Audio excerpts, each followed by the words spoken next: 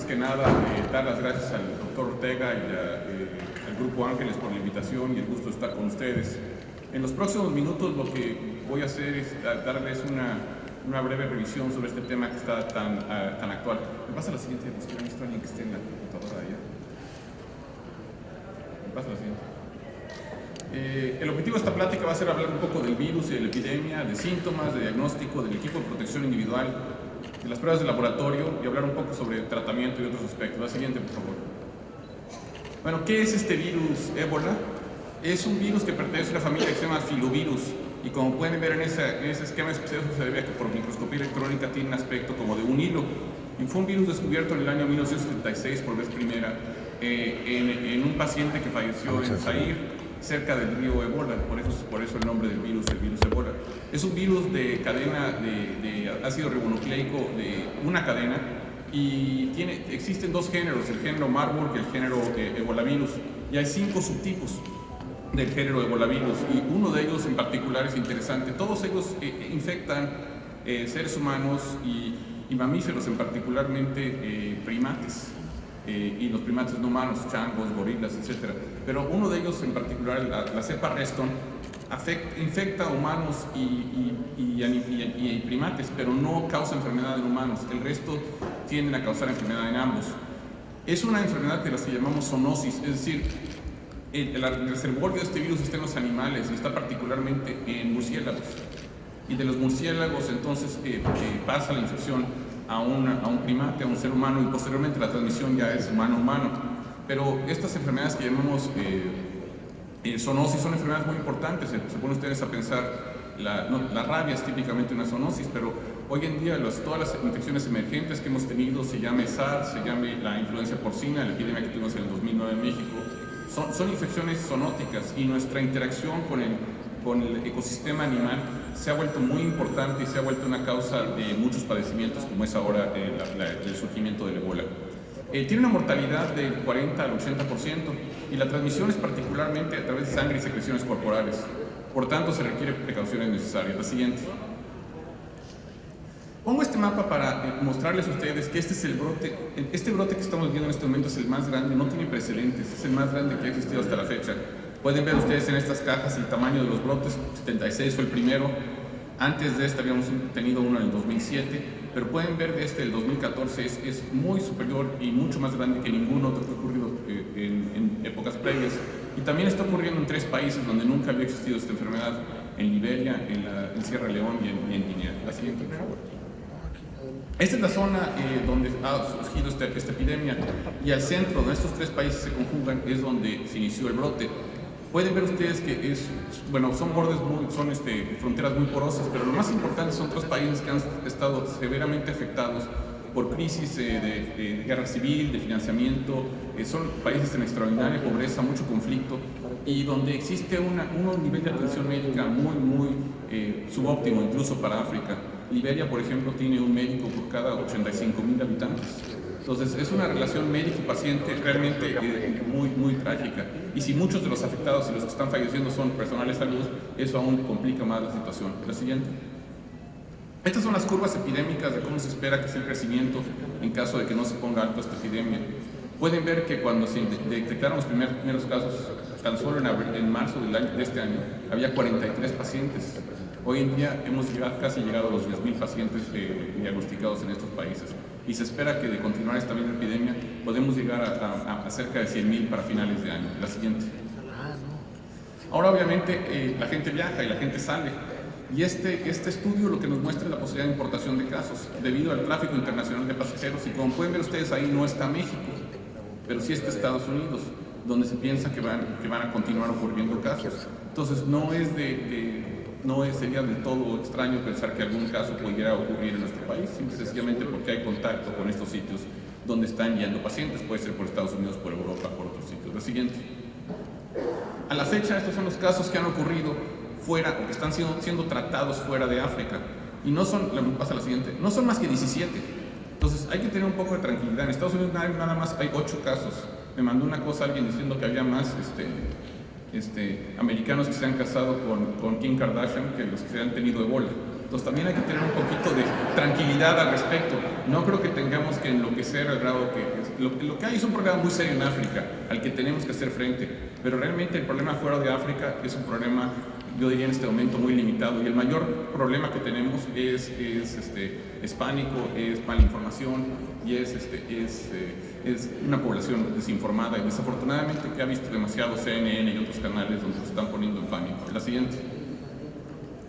¿Cuál es la presentación clínica de la enfermedad? Bueno, la incubación es de 2 a 21 días, pero típicamente es 1 a 2 semanas. Y la presentación es muy inespecífica: fiebre, calofríos, mialgias, mal estado general, cefalea.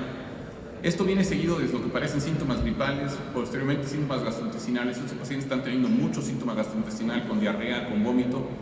Y en la etapa terminal se pueden ver hemorragias, pero de hecho las hemorragias en estos pacientes, en este brote, ha sido realmente no tan dramática como ha ocurrido en brotes previos. Pero pueden ver cómo ustedes la presentación inicial es muy inespecífica. El último paciente que nosotros tuvimos hace un par de semanas, que llegó a urgencias, que venía de África, 19 años, con fiebre, cefalea, el ataque del estado general, y la preocupación era ébola. Lo que el paciente tenía era paludismo, con una parasitemia del 32%. Y vean ahora que viene la época de influenza.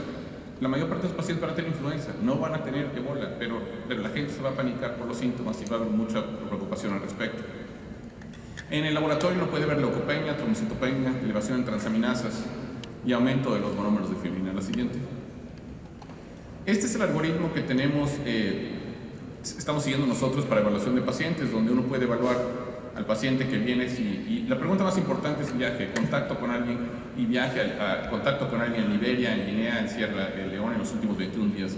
Si el paciente dice sí, tiene síntomas de fiebre o dolor de cabeza, entonces hay que iniciar contacto, precauciones en ese momento y manejarlo como un posible caso infectado. Si el paciente dice no, es un paciente de bajo riesgo. Entonces se dividen los pacientes en alto riesgo y bajo riesgo y de esta manera están siendo manejados. Siguiente. Pero les recuerdo otra vez el diagnóstico diferencial: paludismo, tifoidea, meningococcemia, riqueciosis, dengue. Sí, va a haber muchos otros padecimientos que van a ser muy serios también. Les decía yo, este muchacho de 19 años que tuvo paludismo con parasitemia del 32%, estaba muy grave en la unidad de terapia intensiva. Mucho más grave, de hecho, que si hubiera tenido ébola. La siguiente. ¿Qué lecciones hemos tenido? En Emory hemos tenido la oportunidad de manejar 4 pacientes. ¿Qué lecciones hemos aprendido del manejo de estos pacientes? Bueno, la primera es que no existen medicamentos que hayan sido probados, demostrados su utilidad. La gente dice, no, es que el suero tal, es que el medicamento tal. No hay ninguna evidencia de ninguno de estos medicamentos funcionando en estudios clínicos realizados en humanos. Es experiencia anecdótica hasta este momento. Se están preparando para hacer estudios clínicos, pero no hay ninguna evidencia de que nada sea útil. Pero lo que sí es útil es cuidados de apoyo y particularmente cuidados de enfermería. Y eso es muy importante. Estos pacientes requieren cuidados muy estrechos de líquidos, de electrolitos, de manejo de enfermería. Y el tercero, ha sido importante que los pacientes puedan mantener interacción y comunicación en forma segura con sus familiares para que no se depriman y para que no se sientan en aislamiento total. La siguiente. Estas son las pruebas disponibles para el diagnóstico. La prueba que nosotros utilizamos es una prueba de reacción en cadena de la polimerasa que se hace mediante la realización de un estudio de PCR mediante una máquina que se llama BioFire. BioFire es una compañía que desarrolló pruebas de PCR después a consecuencia de bioterrorismo. El ébola es un agente de bioterrorismo, entonces está incluido dentro del paquete de bioterrorismo, es un agente A de bioterrorismo. La siguiente. En pruebas de laboratorio, estamos realizando muy pocas pruebas de laboratorio porque ya les enseñaré en la unidad que tenemos nosotros. Los pacientes que tienen ébola están en una unidad separada con un laboratorio dentro de la unidad y no se llevan estas muestras de sangre al laboratorio central. Entonces el número de pruebas realizadas son muy pequeñas. Tenemos un aparato ahí para realizar algunos estudios de laboratorio, muy pocos. La siguiente. Obviamente el manejo de especímenes clínicos, la sangre es altamente infecciosa, es flebotomía usando precauciones adecuadas, limpiar especímenes antes de ponerlos en contenedores para transporte, poner especímenes en 2 a 3 contenedores, ya les enseñaré cómo se hace esto, y cambiar de guantes entre cada uno de los empaques. La siguiente. Lo que recomendamos es que se realice el empaque dentro del cuarto del paciente y se lleve directamente el espécimen al laboratorio. No recomendamos que puesto en estos sistemas de tubo que mandan especímenes al laboratorio, porque pues, lo que uno no quiere es una explosión de uno de esos tubos dentro del sistema de muestras del hospital. La siguiente. Cuando uno está lidiando con agentes de bioterrorismo A, ese es el tipo de empaquetamiento que hay que hacer. Son dos contenedores impermeables donde va la muestra metida adentro. Esta es la manera en que tomamos los especímenes para mandarlos al CDC o a otros sitios. Dentro del hospital, la siguiente, Pero no lo tengo aquí, estamos utilizando empaquetamiento nivel B, que sencillamente es un contenedor. Pero no tomamos la muestra y alguien, un interno la lleva corriendo al laboratorio, porque no queremos que se tropiece, se caigan, sino que se pone, se empaqueta en el cuarto del paciente y se lleva al laboratorio. Ahora, el equipo de protección individual, ¿por qué ha fallado? Bueno, porque el equipo de protección individual hay que saber usarlo y su presencia no siempre no es suficiente. La siguiente. El ponerse y quitarse el equipo de protección individual parece sencillo, pero no lo es. Y al quitarse el equipo de protección individual uno se puede contaminar. Y para evitar problemas, lo que nosotros hacemos en nuestra unidad es que cuando la persona se está vistiendo, alguien lo está viendo. Y cuando la persona se está desvistiendo, alguien lo está viendo. Y la persona que lo está viendo le dice a uno, te contaminaste, te infecté, tienes que limpiarte. Es decir, uno no se da cuenta cuando hace esto. ¿Me pasa el primer video, por favor?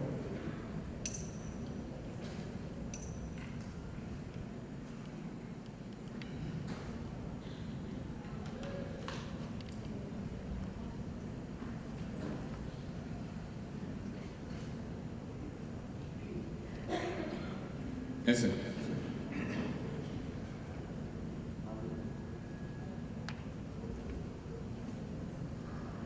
Este es el doctor Sanjay Gupta mostrando, es cirujano. ¿Sí?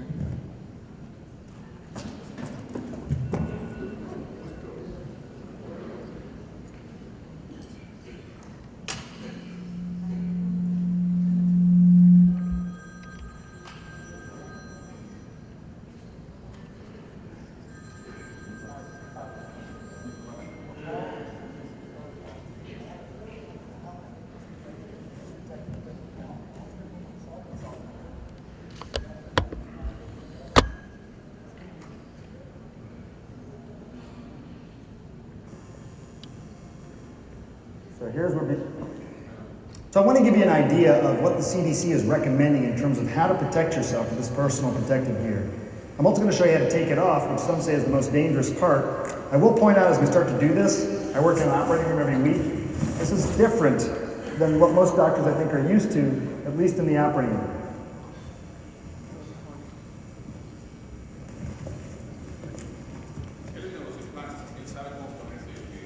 I do want to point out this is a little different than how I suited up when I was in Guinea, but we're following CDC protocol. And I want to show you how I'm going to take this protective equipment off, and I'm also going to put a little chocolate sauce in my hand, which could represent a possible Ebola contamination. Take a look. Va a tomar un poco de salsa de chocolate y se la va a poner en las manos, como si fuera So sangre. here's would be the most likely contaminated area. Would be my gloves, maybe the front of my gown. Se la va a poner en la bata. Okay, now I gotta treat this as if I'm potentially contaminated. I come out, what I'm gonna do with this particular gown, I'm gonna rip it all off together, and everything's gonna come off simultaneously. But if part of the glove sort of brushed against my hand, my arm there, that could potentially be an exposure. If the glove didn't come off properly, I would reach underneath here as best I could and get underneath there. But perhaps if I didn't do it exactly right, there could be another potential exposure there. I'm reaching behind now as well as I can. But let's say the side of my face shield was contaminated and I touched here. That could potentially be an exposure. Same thing here now with the face mask. So now take a look. Right there, see a little bit of chocolate sauce, one possible exposure. And over here on my neck, one possible exposure. Entonces, ya le puedo parar. Entonces, lo que estamos haciendo nosotros es que después de que la persona se quite el equipo de protección individual, no solamente lo está viendo, sino automáticamente la persona pasa a un baño y se da un regaderazo, se limpia en ese momento. Entonces, obviamente, esto lo que requiere es enfermería y atención uno a uno. No puede estar una enfermera viendo dos pacientes al mismo tiempo, tiene que estar dedicado exclusivamente a ese paciente. Pasa la siguiente cosa. El otro aspecto es que obviamente, como ven ustedes, las infecciones que han ocurrido, las dos enfermeras se infectaron en Texas, fue precisamente por eso, porque se contaminaron. La siguiente, por favor. En todo eso, el CDC hace unos días, hace tan solo 2 días, hizo recomendaciones más estrictas. Las recomendaciones ahora que uno tiene que entrenarse y capacitarse de forma continua, no debe haber nada de la piel expuesta, y uno tiene que estar siendo supervisado al ponerse y quitarse los guantes. Ahí está en que pueden encontrar las indicaciones en la página del CDC, pero básicamente es lo que hemos estado haciendo en Empoli desde que empezamos a ver pacientes. Y siguiente. Y entonces, pues uno termina viéndose así. Ahora la siguiente, pero también podríamos estar con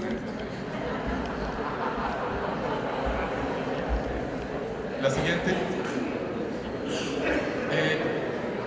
Como les decía, la mayor parte de las pruebas de laboratorio se hacen en el punto de contacto. Hay que seguir precauciones universales y si se llegase a usar el laboratorio central con una muestra, no hay que centrifugarla, no debe destaparse el tubo con el espécimen manualmente. El instrumento debe usar únicamente micromuestras y se dispone del espécimen adecuadamente, ya sea mediante autoclave o incineración. La siguiente. Eso es alguno del equipo que estamos usando. La siguiente. Ahora, esos son los lugares donde están siendo atendidos pacientes. Eso, por ejemplo, es uno de los sitios en Liberia. Y pueden ver ustedes pues alguien incluso falleciendo a la entrada de la unidad porque simplemente no hay capacidad. La siguiente. Eso es las unidades que están siendo construidas por el ejército americano en este momento para atención de pacientes. Lo siguiente.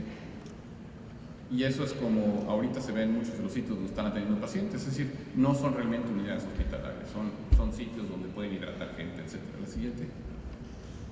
Ahora, ¿por qué en Emory hemos tenido esto? Bueno, porque hace muchos años en Emory se construyó una unidad de contención de patógenos especiales y la razón para esto es que estamos cerca del CDC y si alguien en el CDC se infectaba con viruela o con anthrax o con algún otro agente de bioterrorismo, lo podíamos mantener ahí.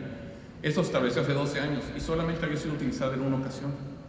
Entonces realmente había muchas dudas si valdría la pena tenerla o no, pero pues, afortunadamente en estos últimos meses se ha usado bastante. La siguiente.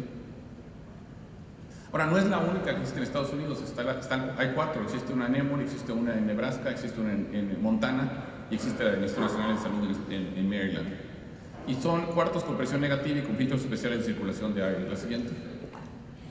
Esto es como la unidad se ve, es muy sencilla. Es una unidad que tiene 2 cuartos, cada uno de esos cuartos puede ser una unidad de terapia intensiva, es decir, allá adentro podemos meter ventilación, todo lo que haga falta. Tiene una cuarta anterior de entrada donde se preparan las cosas, tiene el lugar de vestido atrás y tiene un laboratorio. Le da clic, le da el siguiente video. Este es mi colega, el director de la unidad es mi colega, el doctor Bruce Ribner, y este es un video del doctor Bruce Ribner mostrando la unidad.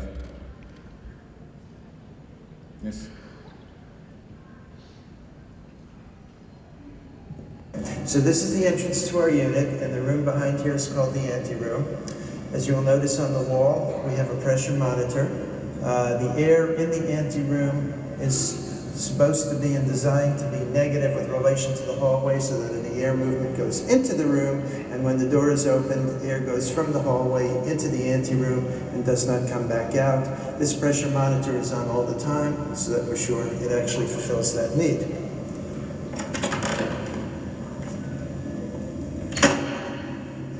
This is the anteroom, which is where all the preparations for going into the patient room occurs. Things you might notice, we have a light-activated sink so that people don't have to touch handles. We also have an intercom system so that visitors can look through the glass and talk to the patient without going into the patient room.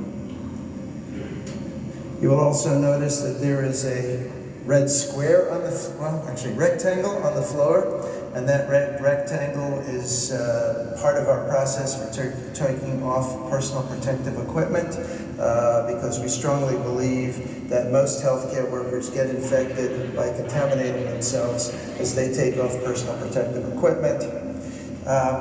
Here you will notice the shells that are for the hoods that we wear when patients are generating a lot of droplets, which may be contagious. They basically fit like bicycle helmets, like so, and then we have a hood that covers it and covers the shoulders. Again, just another measure to protect our healthcare workers. On this corner, we have a biological safety hood. This is where we do certain specimen preparation under high containment situations. For example, if we're collecting specimens to go to the Centers for Disease Control, we would prepare them in that hood. Coming off this room, we have the locker. As you can see, everybody's got their shoes here. They wear special shoes when they go into the patient room. And we also have a shower. The shower is designed in case people get a large splash or exposure they can come immediately into this shower room and decontaminate themselves. Now we have 2 patient rooms coming off of this anteroom. Both of them are identical. Once again, you will notice there's a monitor. And this monitor again assures us that all of the air in the patient room stays in the patient room. The pressure in that patient room is negative with regard to this anteroom, so that when the door is open, all of the air goes into the patient room and none of it comes out of the patient room. So again, we have now 2 levels of protection in terms of airborne transmission. Air goes from the hallway into this anteroom, and then it goes from this anteroom into the patient room. So 2 levels of protection to make sure that no airborne particles in the patient room go into the into the general hallway.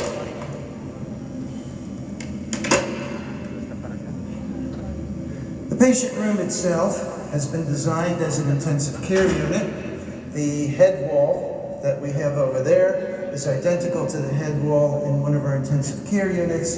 It has all of the oxygen, electrical, and suctioning connections that we would require to take care of a patient with any degree of illness. The other thing that characterizes this room is the very special air handling. So all of the air comes in through the ceiling supply and goes in a directional fashion down to the air return. That ensures that there's no turbulence or mixing, and all of the air goes directly out. Once the air goes into this supply, it is HEPA filtered and then 100% exhausted to the outside. Once again, I call your attention to 2 squares on the floor, actually 2 rectangles on the floor. And once again, these rectangles are designed to be different stations in the process of removing personal protective equipment. Getting back to the air changes, there are 20 air changes per hour in these rooms, so roughly every 3 minutes the air in this room is changed. The only additional thing we have is each room has its own contained bathroom. And again, this has been designed so that patient waste can be disinfected before it's entered into the sanitary sewers, so that no live pathogens are released into the municipal sewage supply. Gracias. Entonces también esa es la otra, que como estos pacientes tienen mucha diarrea y pierden muchos líquidos, todos las heces, la orina tiene que ser desinfectada antes de ser puesta en el sistema de drenaje. La siguiente. Bueno, el pequeño laboratorio que tenemos tiene estos instrumentos. Esos son los instrumentos que estamos utilizando ahí. Son todos de contacto, son todos de lo que llaman point of care. Se hace al lado de la cama del paciente, en el cuarto del paciente básicamente. La siguiente. Bueno, no se recomienda realizar post-mortem en estos pacientes en caso de fallecer. Sin embargo, sí se pueden tomar biopsias por aspiración con aguja fina, y de hecho se pueden hacer también estudios para el diagnóstico. Se utilizaron durante la epidemia en Congo en 95, se tomaron muestras de piel y se pudo hacer el diagnóstico mediante muestras de piel. La siguiente.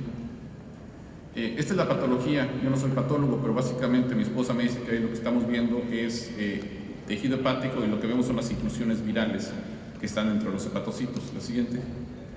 Y por microscopía electrónica vemos estas inclusiones virales dentro de los hepatocitos. La siguiente.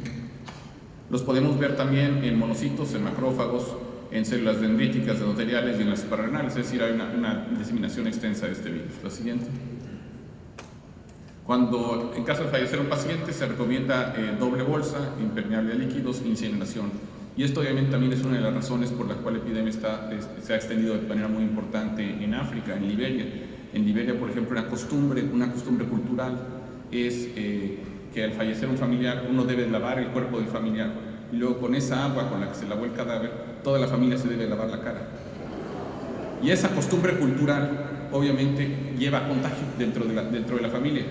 Entonces también hay que entender los aspectos antropológicos y culturales, que cuando uno le dice a alguien en África, bueno, no te vamos a regresar el cadáver de tu familiar, en cierta manera uno está cortando esa relación con el familiar que ha fallecido.